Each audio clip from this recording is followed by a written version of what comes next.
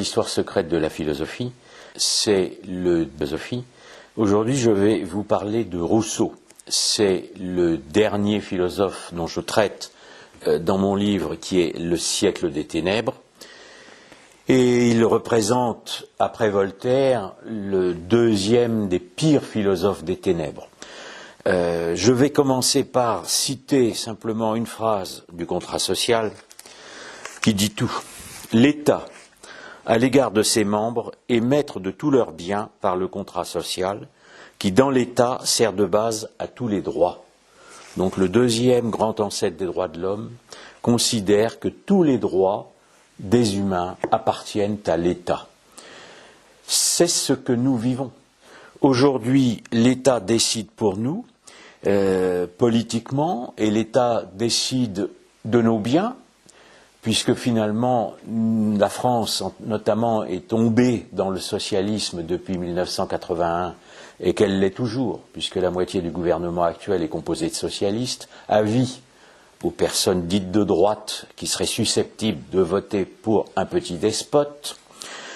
L'État aujourd'hui décide de notre corps, nous ne maîtrisons plus notre corps, on peut nous piquer, c'est cette dictature piquée avec un vaccin qui n'est pas un vaccin, donc ça n'est vraiment qu'un prétexte, c'est la première étape vers une dictature numérique où nous vivrons comme en Chine, c'est-à-dire avec un contrôle permanent des individus. Et puis, troisième mise sous tutelle de l'État, ce sont nos esprits. Et c'est pour ça que cette 14e conférence s'inscrit dans la même optique que la première, c'est-à-dire libérons déjà nos esprits pour nous libérer des oppressions politiques. C'est pour ça que je mène cette croisade culturelle. Donc, je vais vous parler de Rousseau parce que, au même titre que Voltaire, le XVIIIe siècle est le siècle de Voltaire et aussi le siècle de Rousseau, Voltaire a gagné, ce que j'ai dit la dernière fois, et Rousseau a quasiment gagné aujourd'hui. Ce qu'il faut d'abord dire, c'est que Voltaire était un imposteur du cœur, de la raison, et que Rousseau, lui, est un imposteur du cœur. Le sentimentalisme n'est pas le cœur au sens chrétien, car le cœur au sens chrétien implique la charité, hein, on le sait depuis saint Paul. C'est toute l'erreur de Luther, donc Rousseau est un protestant, donc c'est pour ça qu'il se trompe. C'est toute l'erreur de Luther, n'est-ce pas, qui avait dans sa doctrine pseudo-réforme parlé d'une foi sans les œuvres. Non, notre foi doit s'accompagner d'un agir de nos œuvres. Rousseau est protestant et il est surtout calviniste. Il naît à Genève et il est calviniste. Et je rappelle que Calvin était l'ayatollah de Genève, c'est-à-dire que c'était un intolérant. Donc j'appelle cette conférence de l'utopie à la violence, puisqu'il y a une utopie rousseauiste qui va provoquer les violences révolutionnaires, et que Calvin lui-même était déjà très violent. Donnant un seul exemple, n'est-ce pas, c'est que quand on célébrait la messe à Genève, on était condamné à mort. Donc je pense qu'effectivement les calvinistes ont des leçons de tolérance à donner aux catholiques. Je clôt la parenthèse. Rousseau s'inscrit dans la suite des erreurs de Fénelon qui avait promu une foi irrationnelle, alors que la foi chrétienne est une adhésion à un dogme qui est rationnel. Et il s'inscrit dans un mouvement à la fois littéraire et philosophique qui est une réaction contre le faux rationalisme de Voltaire ou d'autres encyclopédistes, donc une réaction du sentiment, si l'on veut. Il est précédé par Vauvenargues, qui est évidemment dont les maximes sont admirables, et qui est un des premiers à promouvoir un culte du moi. Ce culte du moi, on va le trouver dans Rousseau, donc dans mon livre, je l'appelle l'initié du nombril, parce que finalement, la seule sensibilité, voire sensiblerie qu'il a, c'est à l'égard de lui-même et pas des autres. Et il va transmettre cette erreur aux romantiques, et les romantiques seront pour la plupart des francs-maçons. Rousseau lui-même, donc, il est né, ses dates c'est 1712-1778, il n'est pas franc-maçon, il n'est pas reconnu comme franc-maçon, mais il passe sa vie entouré de francs-maçons et comme Voltaire à servir la cause de la franc-maçonnerie. Il a sur ces erreurs un certain nombre d'excuses. On va commencer par plaider des excuses. Il naît dans la Genève calviniste. Sa mère meurt en accouchant, donc il n'a jamais connu sa mère. Et il va être toute sa vie en quête de féminin, en quête d'amour et en quête de féminin, dans les deux sens du terme, c'est-à-dire pour les femmes et également du féminin ésotérique, évidemment ce qui m'intéresse plus. Son père est un horloger, un petit horloger par comparaison à des plus grands, et il place l'enfant à la campagne, donc il ne s'occupe pas de son enfant. Et vous savez que Rousseau est placé auprès d'un pasteur dont il s'inspirera pour le personnage du vicaire savoyard, qui est connu. Et quand il est à la campagne, tout seul, il se plonge dans les livres et dans le rêve. Je pense que beaucoup d'adolescents peuvent vivre ce genre d'expérience. Et il va sortir du rêve parce qu'on le place adolescent comme apprenti chez un graveur à Genève. Donc ce sont toujours les livres, mais avec l'encre sur les doigts. Et Rousseau est maltraité. Et il s'enfuit, et il vagabonde, et il a la chance d'être recueilli par Madame de Warens. Madame de Warens qui recueille les catholiques qui sont poursuivis, et elle recueille Rousseau, et il faut appeler les choses par leur nom. Rousseau devient le gigolo de Madame de Warens. Il l'appelle maman, mais il y a au-delà de cette affection sûrement des rapports. Et elle réussit, c'est la grande chance de Rousseau au départ, il aurait pu sauver son âme, elle réussit à le persuader de se convertir au catholicisme. Donc Rousseau devient catholique, mais c'est par intérêt, c'est pour continuer à être entretenu. Et dès qu'il va quitter Madame de Warens, quand il aura un concurrent et il partira, et il va tout de suite apostasier et redevenir protestant. Toute la vie de Rousseau est la vie d'un auteur protestant. J'y insiste parce que cette hérésie a déjà provoqué beaucoup les guerres de religion, et ensuite les protestants sont à l'origine de la création de la franc-maçonnerie. Il va à Paris, après je passe sur un salon d'errance, il va à Paris où il continue à être gigolo, il faut appeler les choses par leur nom, et il l'est notamment de deux femmes de financiers, et l'une d'entre elles réussit à le faire placer dans une ambassade à Venise. C'est à Venise, alors Venise n'est pas n'importe quelle ville, n'oublions pas que c'était la ville mythique de la République de Montaigne, et c'est une ville où il y a eu une secte des Lumières, qui a promu les Lumières, et c'est une ville où il y a des illuminés, entre autres. Et quand il rentre à Paris, alors il apprend, il dit lui-même dans les Confessions que c'est à Venise qu'il a découvert les mystères et les arcanes de la politique. Donc entendons-nous, c'est à Venise qu'il a compris qu'il y avait déjà à l'époque, derrière la politique apparente, des sociétés secrètes et qui étaient infiltrées. Quand il rentre à Paris, il se lie d'amitié avec Diderot. Alors, on ne sait pas comment il connaît Diderot, mais il y a peut-être un lien avec ce que je viens de dire. Et Diderot étant évidemment va devenir le grand maître de l'encyclopédie maçonnique. J'ai déjà raconté ça dans une autre conférence. Et Rousseau va participer à l'encyclopédie. L'encyclopédie, œuvre maçonnique, entourée de maçons, même si lui ne l'est pas. Il a une différence avec les autres, c'est que beaucoup des littérateurs philosophes du XVIIIe sont des nantis, ce sont des gens qui sont des apostats, des athées, mais enfin qui ont de l'argent, dont Voltaire évidemment, tandis que lui il n'a rien, et il va définitivement se couper de la bonne société, si on veut employer ce terme. En 1745, il va s'accoupler avec une servante, donc il aura 5 enfants.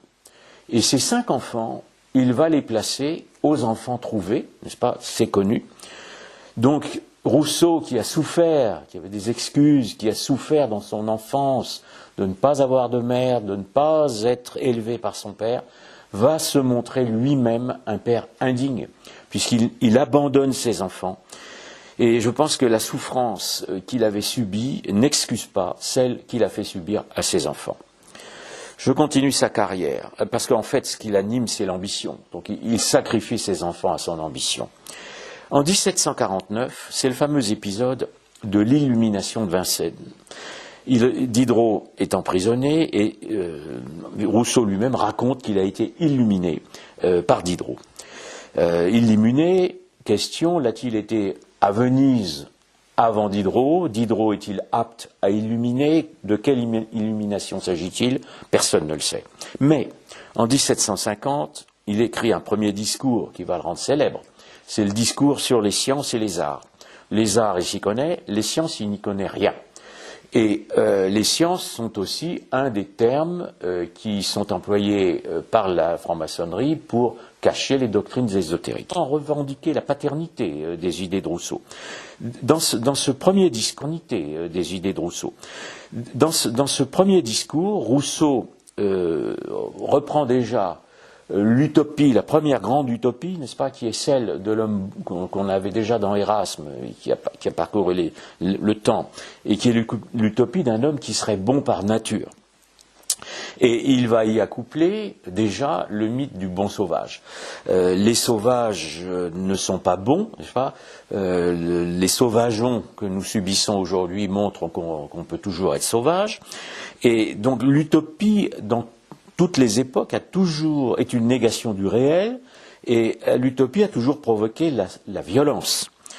Rousseau ne le tire pas de la philosophie, il n'a pas beaucoup lu les philosophes, mais il reprend ce mythe du bon sauvage de la littérature anglaise, littérature maçonnique, et notamment un auteur qui sera un auteur qu'il chérira après, et dont je reparlerai tout à l'heure, mais qui est Defoe, qui écrit Robinson Crusoe. Or, il y a une symbolique de Robinson Crusoe, parce que le mot Crusoe, le nom Crusoe, est une allitération de croix, de rose croix, n'est-ce pas?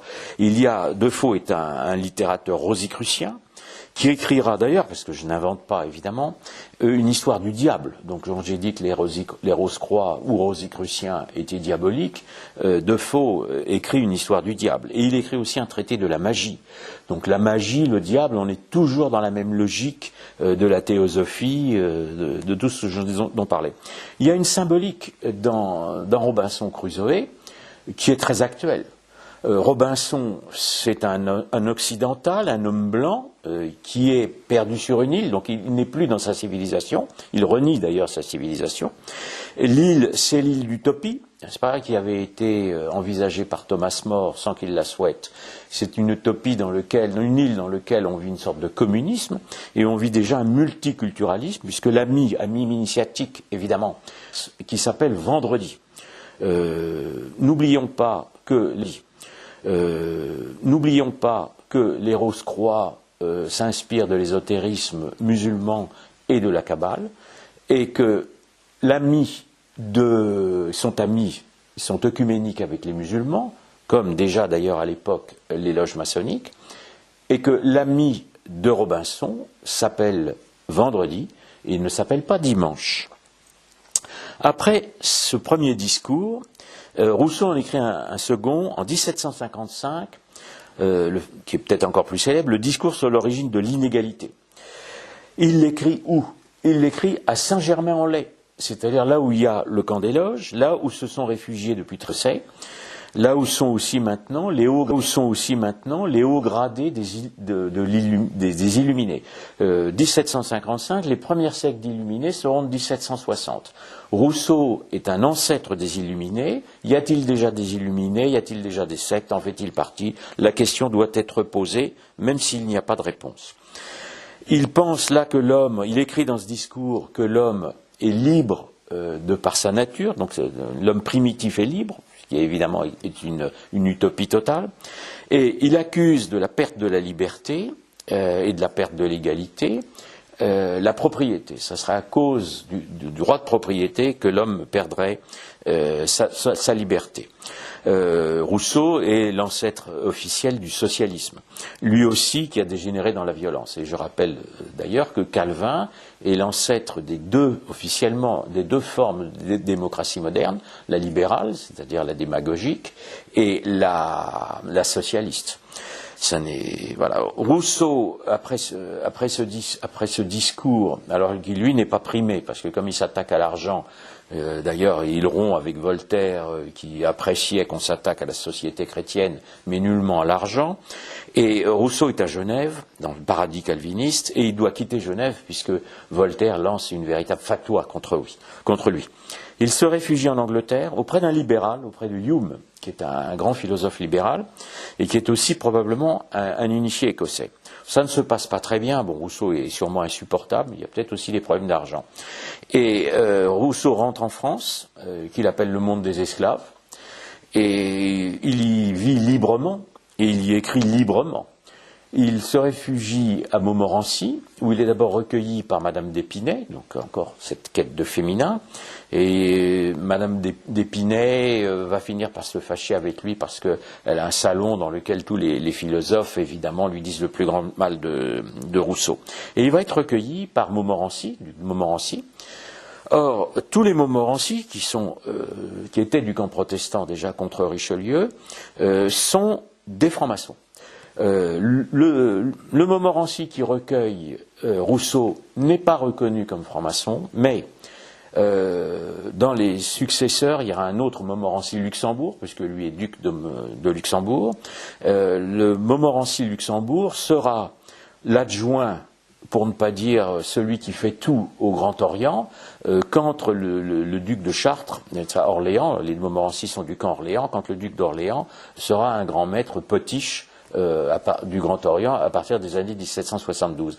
Donc il y a une famille Montmorency qui est dans les loges maçonniques. Quand il est chez Madame d'Épinay, alors il écrit, à ce moment-là, on est dans les années 1761, il écrit la Nouvelle Héloïse. La Nouvelle Héloïse, c'est le nouveau féminin par rapport à l'ancienne Héloïse. L'Héloïse qui avait aimé Abélard, n'est-ce pas, s'était retirée dans un couvent. La Nouvelle Héloïse, elle ne respecte pas la morale chrétienne. La Nouvelle Héloïse vit ses amours.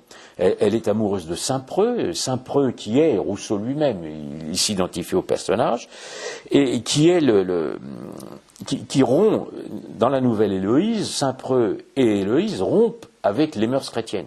D'abord parce que Saint-Preux enseigne à Héloïse, qui est son élève, donc on peut presque dire qu'il est pédophile.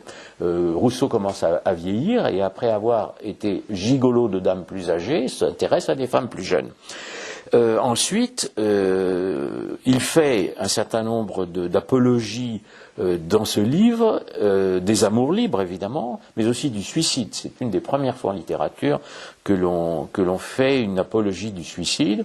N'oublions pas que le diable veut la mort de l'homme, donc il pousse l'homme à se suicider, et qu'un chrétien évidemment ne doit pas se suicider, car il a un devoir de vivre jusqu'à sa fin naturelle. On retrouve aussi dans la Nouvelle Héloïse, alors vous savez que dans la mythologie des Rose-Croix, notamment les noces chimiques de Rosenkreutz, le nouveau féminin, parce que la Nouvelle Héloïse est évidemment le nouveau féminin, et le nouveau masculin était nourri par le sang du phénix, et le sang du phénix c'était la philosophie. Et cette Nouvelle Héloïse, on lui apprend évidemment la philosophie naturaliste, c'est-à-dire de la nature. Il y a déjà un culte de la nature dans la Nouvelle Héloïse, avec pour la première fois le symbole de la montagne. Montagne qui est la montagne magique, qui évidemment le littérateur ésotérique Thomas Mann y fera référence, et qu'on va retrouver comme symbole dans la Révolution, puisque vous aurez le symbole, le parti de la montagne, et il y avait dans l'islam, dans la fameuse secte des assassins, qui prenaient du hashish avant de tuer, d'où le mot assassin, le vieux de la montagne qui était le grand maître de la secte des assassins. Il n'y a pas de doute que le symbole de la montagne qui va atteindre la Révolution française est un symbole qui reprend cette extermination des chrétiens qui avait commencé avec l'islam. Pas uniquement des chrétiens, mais des chrétiens. Deuxième livre, qui est le pendant de la Nouvelle Héloïse, c'est l'Émile. Là, on va nourrir avec la philosophie non plus une jeune fille, mais un jeune homme, qui est un jeune homme fictif. N'oublions pas que Rousseau a eu 5 enfants, mais là, il va éduquer un enfant qui est un enfant idéal, puisqu'il a abandonné les 5. C'est un manuel d'éducation, donc c'est déjà assez scandaleux qu'il écrive un manuel d'éducation après la façon dont il s'est conduit.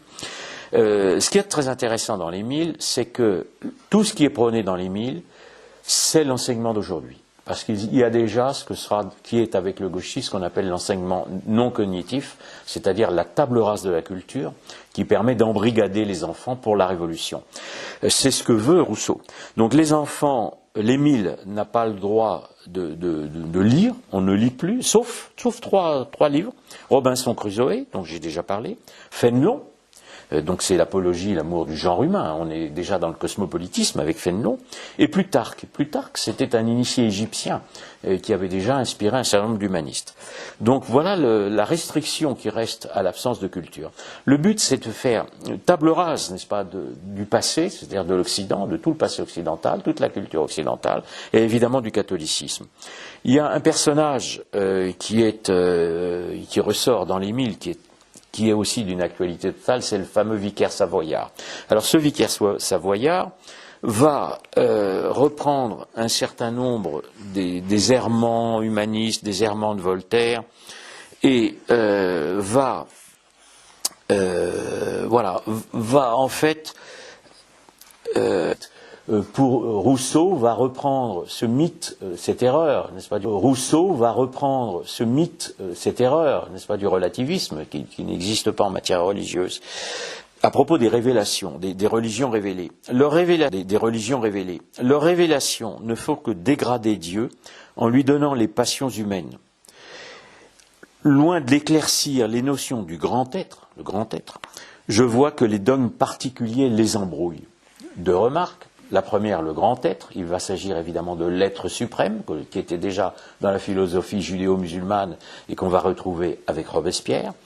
Et l'assimilation de Rousseau de toutes les religions révélées, comme s'il y avait beaucoup de religions révélées. Non, il y a deux religions révélées. Il y a la religion juive, révélation de Dieu aux Juifs, n'est-ce pas, à Moïse, et la révélation définitive par le Christ, la révélation chrétienne.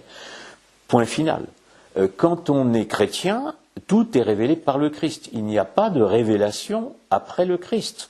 Donc toutes les religions ne sont pas équivalentes. Il n'y a pas de révélation par Mahomet, il n'y a pas de révélation par les pseudo-prophètes musulmans, par les pseudo-prophètes protestants. Il y a des illuminés, des gens qui inventent des religions, mais il n'y a pas de révélation. On ne peut pas assimiler les erreurs à la vérité. C'est vraiment l'origine des erreurs actuelles, de croire que toutes les religions sont équivalentes. Rousseau non seulement assimile donc toutes les religions, et il commet une autre erreur, c'est de considérer que la religion est uniquement du cœur. Donc non, la vraie religion est fondée sur un dogme, n'est-ce pas? Les Juifs ont eu des commandements, le dogme chrétien est une construction éminemment rationnelle. Et Rousseau écrit « Le culte que Dieu demande est celui du cœur, et celui-là, quand il est sincère, est toujours uniforme. » Non, tout le monde peut avoir des très très bons sentiments, mais c'est pas parce qu'on met la main sur le cœur, comme le font les francs-maçons, ou comme on le fait désormais les athlètes des Jeux Olympiques, que l'on va vénérer Dieu. Le sentiment n'est pas la foi, je le répète, la foi implique l'adhésion à un dogme, c'est-à-dire à la vraie révélation. Donc Rousseau vulgarise une erreur qui est fondamentale en histoire de religion. Aucun historien de religion ne peut accréditer ce que dit Rousseau, pas plus d'ailleurs qu'un historien ne peut accréditer, même un anthropologue ne peut accréditer ce que Rousseau raconte sur l'homme primitif. Dernière digression intéressante dans l'Émile, c'est la façon dont le gouverneur va enseigner à l'Émile. Parce que nous avons non seulement l'enseignement non cognitif, donc on n'apprend plus rien aux enfants, mais en plus on va s'introduire dans la conscience de l'enfant pour lui faire penser qu'il invente lui-même des idées. Rousseau écrit à propos de l'enfant qu'il croit toujours être le maître, et que ce soit vous qui le soyez, il s'adresse à celui qu'on appelle le gouverneur, il n'y a point d'assujettissement et si parfait que celui qui garde l'apparence de la liberté. C'est exactement ce que nous vivons. Et Rousseau ajoute, on captive ainsi la volonté même. C'est d'actualité, c'est exactement l'enseignement actuel, ou plutôt le non-enseignement que subissent les enfants d'aujourd'hui dans la République d'aujourd'hui. La République, évidemment, qui est le résultat fatal de la troisième œuvre qu'il faut lier aux autres. Parce que si on fait un homme nouveau, une femme nouvelle, c'est pour les insérer dans un contrat social qui va bouleverser le politique. C'est-à-dire qu'on va passer d'un politique qui était vertical, le pouvoir vient de Dieu, le roi est le représentant de Dieu sur terre, à un politique horizontal où ce sont les hommes qui vont construire leur propre politique. Là-dessus, Rousseau n'innove pas. Il reprend les thèses de Hobbes, de Locke et de Spinoza, c'est les philosophes cartésiens. Je rappellerai brièvement que Hobbes avait été complice de Cromwell, qui avait massacré les catholiques, que Locke était complice de la révolution anglaise qui avait massacré les catholiques et que Spinoza appelait à une religion civile qui éradiquerait le catholicisme par le biais du laïcisme. Dans le contrat social, donc, Rousseau développe un nouveau mythe qui est le mythe égalitariste, n'est-ce pas, l'égalité naturelle des hommes, et il prône aussi le despotisme de la volonté générale, comme les despotes républicains qu'il y avait pu y avoir à la Renaissance et comme nous en subissons, c'est une pseudo-liberté, volonté générale qui va décider comme si le peuple avait une volonté. Rousseau écrit. Alors voilà le mythe. La volonté générale est toujours droite, mais le jugement qui la guide n'est pas toujours éclairé.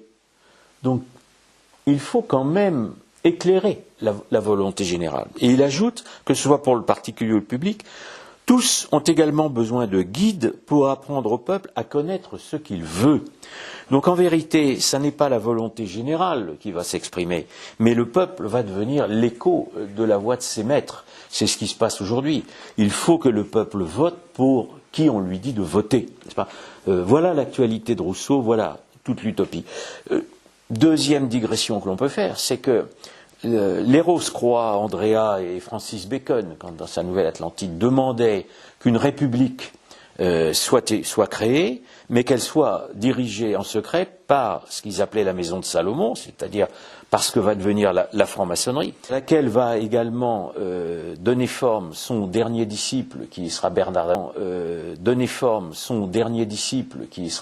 de Saint-Pierre, franc-maçon et illuminé, qui va réunir le féminin et le masculin ésotérique dans le mythe républicain.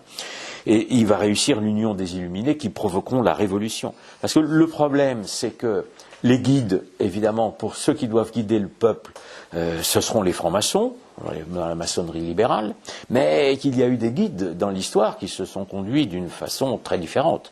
Rousseau est l'ancêtre officiel de Robespierre, donc grand massacreur de catholiques, et il est aussi l'ancêtre d'un certain Hitler, c'est vrai, qui est un romantique et un socialiste. N'oublions pas que Hitler est un romantique et un socialiste. Voilà ce à quoi aboutit l'utopie rousseauiste, c'est-à-dire au massacre, n'est-ce pas, aux violences. Dernière actualité des mythologies de Rousseau, le culte de la nature. La nature n'est pas un jardin d'Éden, mais Rousseau est aussi un ancêtre des écologistes. Donc ce culte de la nature qui était également inculqué aux enfants aujourd'hui. Rousseau, par son œuvre, accompagne celle de Voltaire, celle des autres philosophes des ténèbres, et il va être un grand ancêtre de la Révolution, un grand ancêtre des droits de l'homme. Ce qu'il faut bien voir, c'est que la Révolution française va procéder au génocide des catholiques. Il y a quand même 600 000 morts, que les temps modernes, le XXe siècle, issu de la Révolution, va provoquer 200 millions de morts. Je suis désolé de le redire plusieurs fois, mais ça n'est pas un détail de l'histoire. Et que donc nous assistons à une véritable inversion des valeurs. La pseudo-liberté, la pseudo-égalité, la liberté, ça nous mène à la dictature. L'égalité, ça nous amène à considérer le peuple comme du bétail. La fraternité, c'est la haine, n'est-ce pas ? Le siècle des ténèbres, c'est le siècle de la haine. Le mondialisme que nous vivons est diabolique. Bon, et Rousseau a donc bien mérité de rentrer avec Voltaire, n'est-ce pas, au Panthéon, qui est l'antichambre de l'enfer. Voilà ce à quoi aboutit ce siècle des ténèbres par Rousseau et Voltaire. à l'enfer moderne, à la Révolution, à la déchristianisation, c'est-à-dire au retour du sacrificiel archaïque qui avait été aboli, je me permets de le rappeler, par le sacrifice du Fils de Dieu. Donc, la croisade culturelle dont je vous ai parlé pendant ces 14 conférences a pour but de faire table rase, de faire table rase de la table rase révolutionnaire, c'est-à-dire de rendre la France au Christ. Je vous remercie et je répète toujours la même chose, nous sommes des croisés. Merci.